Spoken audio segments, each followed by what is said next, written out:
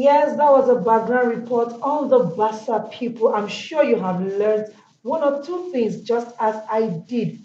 Now, let's talk about their farming system. What do they cultivate in BASSA? Well, I'm not here to answer that question. We have a guest in the studio with us who will be answering all our questions. He is Dr. Shoaibu Adamu, a retired director of agriculture. Good morning, sir. Good morning, Abuja Minister Area Council. Okay. Yes. You're welcome to the studio this morning. Thank you very much. Okay, so how do I say good morning to you? Inherika, Inherika? yeah, So what is the response? the same thing. Okay, so Also, Inherika. Inherika, Inherika. Okay. Yes. So I also say Inherika, Herikasa. Inherika. All right. So you're welcome. Oku. Thank you. Yes. Thank you so much for Thank joining you. us. Thank you very much. All right. Yes, so let's start with the first question. What is the farming system of the Bassa people? Okay, thank you very much. When you are talking about farming systems, farming is an enterprise.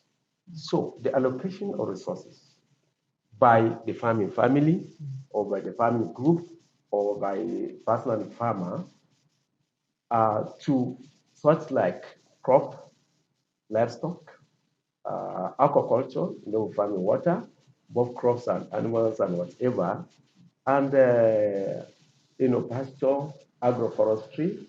When you talk about all those things in the forest, the timber and the rest of them, the allocation of these resources are dictated by the environment to achieve desired goals, and that is what we call the farming systems. So that, and we have different types of farming systems. And as I said, we're not in the class to go into details. We have different types. We have arable farming, where you just farm on the land, crops all over. We have pasture farming, where you produce feed for the animals. Okay. We have subsistence farming, where you farm just for the, where by the word subsistence, just to meet to the needs of the family, and just literally is being, being sold to do other small things. We have commercial farming. When you say commercial, you know what it means. Yes. So you're going there. We have nomadic farming. Nomadic, where the nomads move from one place to another. And when you're talking about crop farming, when you say monocropping, you are producing just one crop. You are producing mixed cropping. You are producing more than one crop. We have relay cropping. When you do relay, in jumping, when you give your batting. So you are producing one as you're about to harvest this one, you are planting another one. So that is relay and so on. So let's just continue that. So let's go to our system now. So you see now, from what I've just said now, I can just say that before and after FCT came in here, I can look at the way the BASSA people, the farming system. I can look at them as mixed farming. Okay. Yes, I can also look at them as extensive because shifting cultivation was practiced when the land was very much available. And anybody living within the FCT now, you will know that the issue of land, the land space is shrinking, and the need for food is, needed high. So many people have gone into agriculture. So where you do shifting cultivation before, where you leave a land for a very number of years to regain its fertility, it's now very reduced because of development. For other uses of land. Yeah. So you see, so that one is now being shrinking, or that are being distinct. But then we talk about mixed farming. So when you're talking about mixed farming now, it means you are producing both crops and animals. And these animals can be livestock, and it can also be aquaculture. But the one that actually the BASSA people, are mostly practicing before and even now mostly, you can look at them as mixed farming. Okay. So mixed farming in a way, may not be in a formal way, because from some of us that came from villages, you know that a farmer, he has some livestock or poultry at home. So you see, he's producing crops on the farm, but at home he has livestock. He has goats, he has sheep, he has fowl and others. He, so to some extent, little care or not, because they allow them to go straight and do look for food. So you see, you're not looking at mixed farming. Okay. And also the other one is also there. That's the subsistence. And also, apart from extensive, two subsistence, mainly, you see that many farmers are very poor. So Wow. very little is being, sold to the market. So you can look at them, look at both systems are being practiced. Okay. Extensive mixed farming, subsistence, and others that very few now have gone into commercial farming, like some Okay. of us as an agronomist. Now, let's look at the major crops of the BASSA people. The major crops they cultivate. Yeah. So let's look at that. All right. Now. The major crops the BASSA people in FCT cultivate, number one is yam. Okay. Wow. If you are not, if BASSA man does not have yam, Is it complete? yes, it's not complete. Oh, And that's wow. why we know a lot of pounded yam. Oh. Yeah. So Wow. what soup goes with the pounded yam? That's so many soup. Okay. Your favorite? Well, like my own. Yes. Yeah, vegetable. Vegetable. Wow. Correct. And both go very well, I tell you. So Okay. vegetable. Number one. Two, sorghum. Okay. Yes, millet. Sesame, that benefit as a cash crop. Yes. They also produce a lot of beans, one of the local beans that's very resistant to pests and diseases. You also see maize. Before, maize was not common as such, but some years back, that's when maize became very important. Otherwise, maize was not important. Just about 20 years back, even that's when the issue of maize at very large quantities. Otherwise, maize was just produced on the farm for roasting purpose. Okay. Okay. But Yes. for roasting purpose. Okay. Before the commercial era. Before now that it is now taking over the sorghum. So sorghum used to be a bit of cash crop. They eat a lot of millet. Then we have also cassava. And cassava was also produced as boundary too. Oh. But today, cassava is one of the cash crops. Wow. So these are some of these crops. Soybean was very little, even up to date, where you have the high concentration of BASSA people living over there. So, but you see yam, sorghum, millet, sesame, cassava, beans. You talked about beans. Yes, the beans. So just like the bigger beans now that are a bit susceptible to pests and diseases now, just very few that are using because you need a lot of chemicals to do that. But the local one that are resistant to pests and diseases, since then, a lot have been being produced. But number one, no matter what crop you produce, you don't have yam, you're an incomplete farmer.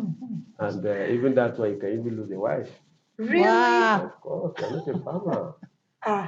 And you can That be means there mocked must by be food. yes, you must be Enough mocked. food. You must be mocked. He said you will be mocked. Yes, for not you're not a full farmer.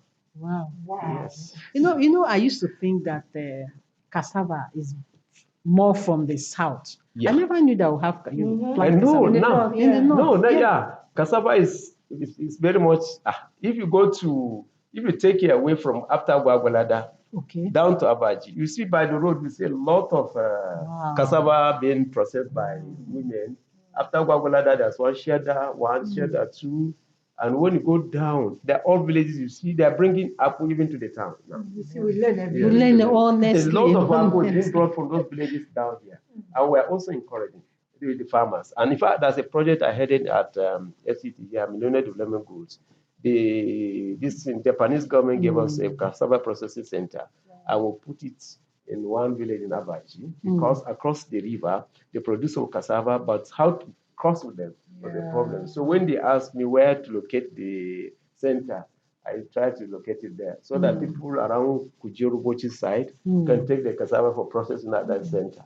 So we're giving that to one of the projects I headed as a manager of Community Empowerment Agriculture Initiative in FCT. I've also learned that I never knew you have beans that are resistant to pests. The small beans, because I've always known beans, they've always had attack from. I know. Wow. Yeah, the small ones, farmers produce them before they didn't know chemical. Okay. Yes, and they produce high. But now, even the bigger ones from American University, my own parent university, I think they produce a variety that is highly tolerant to pests and diseases. Wow. Yeah.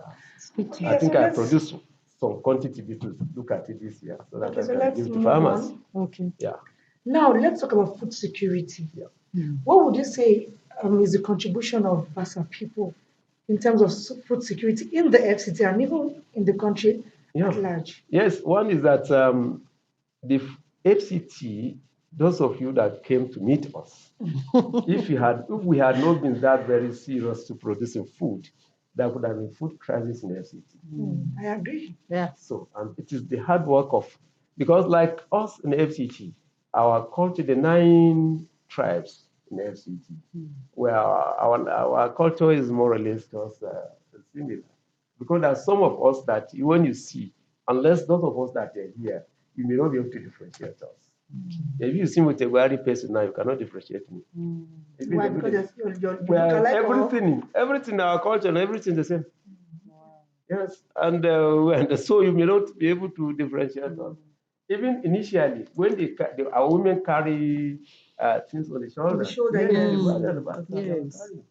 So if you are passing, unless you are from here, you will not be different. You will not be able to differentiate. So even the tradition in the villages, when they do culture, you see them doing the same thing. Together, that's good. That so promotes farming, unity. yes. So that's how we have been living. So, and we have been farming. And so we have, in fact, even though because of now that people are being deprived of their farmland, yes. But even up to today, if you go to some farms, you see a lot of farms. Okay. Even like me, I didn't produce less than 3 acres of maize this year as a start. And since I retired last year, I just want to start, but I want to graduate to a lot bigger size. Okay. So now let's look at the challenges. We know that the farmers have challenges. I don't want to say a lot of challenges. Yeah. So let's look at them. What are the challenges they face? Currently, like I said, they used to practice shifting extensive, that's shifting cultivation before, where they allow the soil to regain fertility before they coming plant. back. Yeah, okay. But today, because the land use, they use it for land has increased urbanization, industrialization, population, and all that. So that the period of going to come is no more there. So they have to produce over and over. And when you are doing that, is when we call it crop rotation, which they need some of the irrigation even to produce as crops. Now, the major problem is now the input. And when we have the right input, and the inputs can be monitoring, can be machines, improve seeds, and when we do that, when we cannot increase horizontally as such, when we want to increase production, it can be vertical increase or vertical increase. So when you are talking of a horizontal increase, you are not talking of increasing the acreage. And this increasing the acreage now is the use of machine I have, because the man labor or man day or woman labor will not be able to increase that size. So some of those things the farmers need it. And then we need improve like the seed now. Thank God our research institutes are producing high yielding varieties.